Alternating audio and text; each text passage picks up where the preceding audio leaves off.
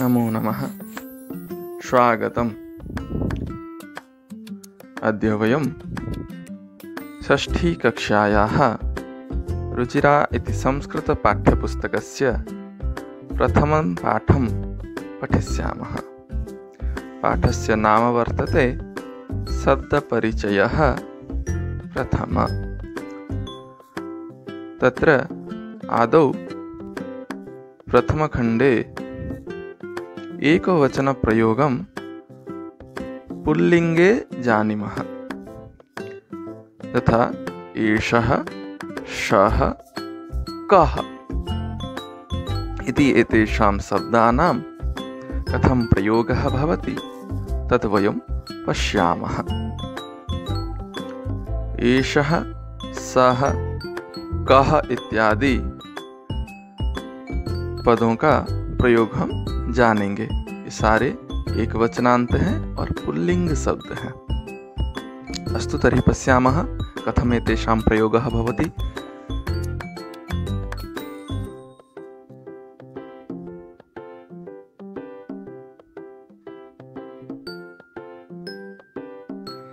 एषः कः, एषः कः।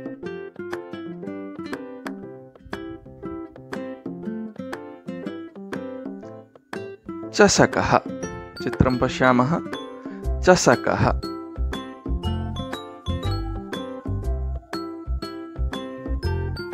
एषः चषकः। एषः कः? एषः चषकः। कः चषकः? एषः चषकः। अश्वः, चित्र किमस्ति? अश्वः। एषः अश्वः। एषः अश्वः। कः अश्वः? एषः अश्वः। एषः कः? एषः अश्वः।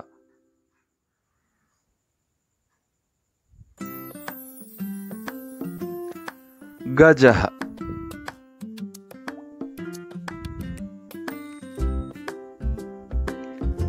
एषः गजः। एषः कः? एषः गजः। कः गजः? एषः गजः।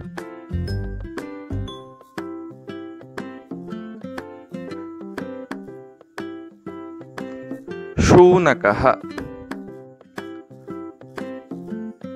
एषः शूनकः। एषः कः? एषः शूनकः। कः शूनकः?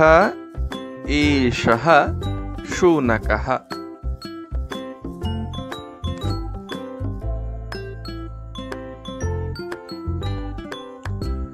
बलिवर्धः,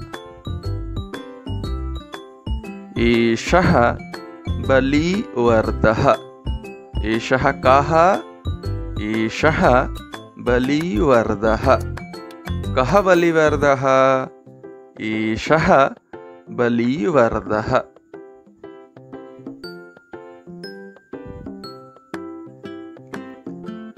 वृद्धः,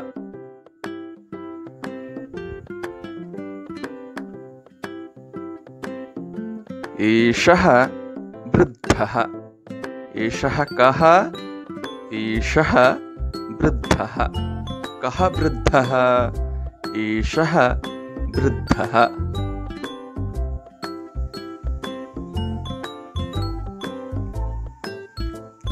अधुना पश्यामः सः कः। एतावत्पर्यन्तम् एषः कः इत्यस्य चर्चा अभवत्। अभी तक हमने एषः कः इन दोनों का प्रयोग देखा। अभी सः कः। सः कः।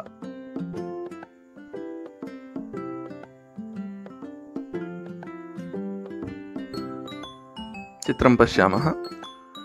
शौचिकः, शौचिकः।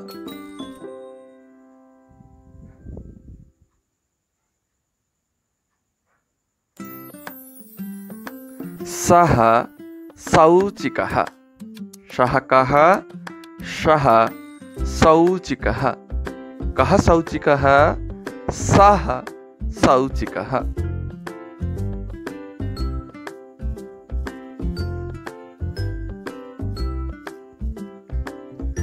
बालकः।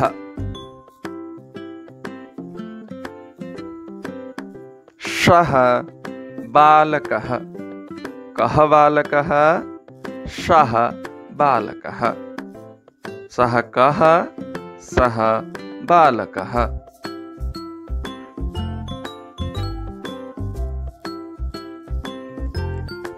शिक्षकः।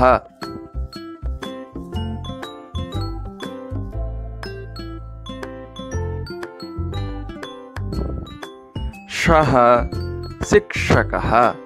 सः कः? सः शिक्षकः। कः शिक्षकः? सः शिक्षकः।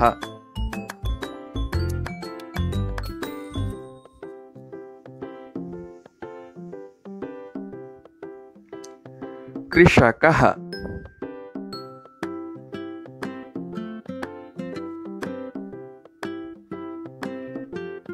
सः कृषकः। सः कः? सः कृषकः।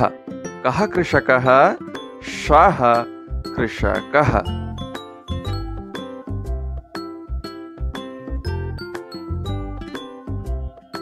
भटः। चित्रे कः अस्ति? भटः।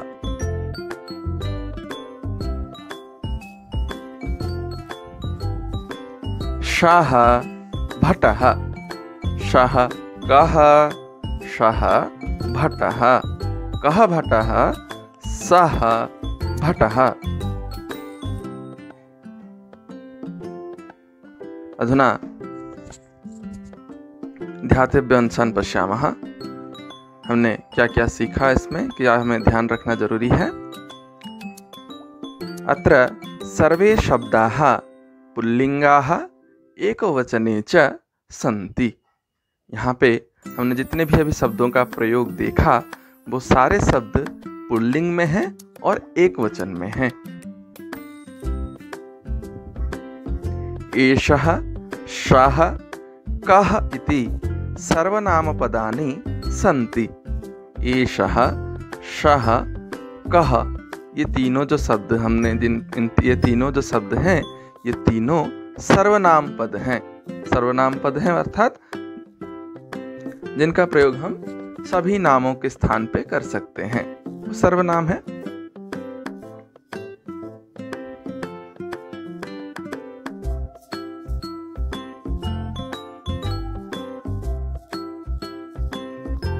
एषः इत्यस्य प्रयोगः सन्निकटे द्रव्ये पुल्लिंगे एकवचने भवति। इनमें से जो एषः है इसका प्रयोग सन्निकट द्रव्य में, मतलब जो निकट में होता है उसमें पुल्लिंग और एक वचन में प्रयोग होता है। अभी हमने एषः का जितना भी प्रयोग देखा पिछले स्लाइड्स में, उसमें हम देख सकते हैं वो सारे जितने भी शब्द लिखे गए थे और वो जो चित्र थे वो निकट में थे, इसलिए वहाँ पे एषः का प्रयोग किया गया।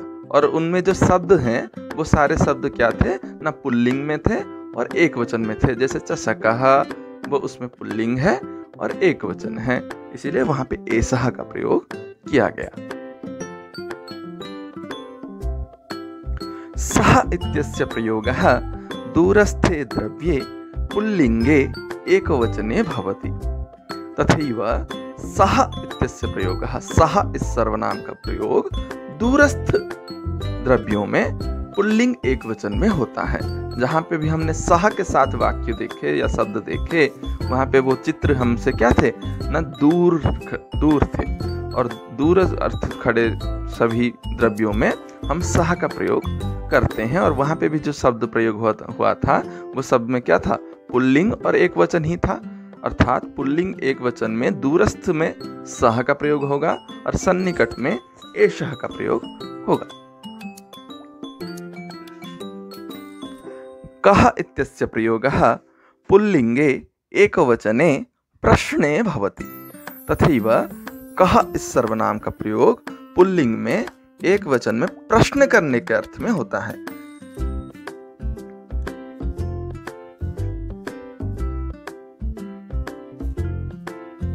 अत्र प्रयुक्तानि संज्ञापदानि अर्थात नामानि अकारांतानि। यहाँ पे हमने जितने भी संज्ञापद देखे, संज्ञापद कौन से थे वहां पे? एषः, सः, कः, ये तीनों सर्वनाम थे। उनके अतिरिक्त जो शब्द हम साथ में जोड़ रहे थे, चित्रों के नाम जो थे, वही संज्ञापद हैं। सभी नामों को हम संज्ञापद कहते हैं। तो वो सारे क्या थे? न अकारांतानि, अकारांत थे। अकारांत किम? अग्रे पश्यामः। अकारान्तः नाम यत्र शब्दे अन्ते अकारस्य उच्चारणं भवति। अकारांत किसे कहते हैं हम?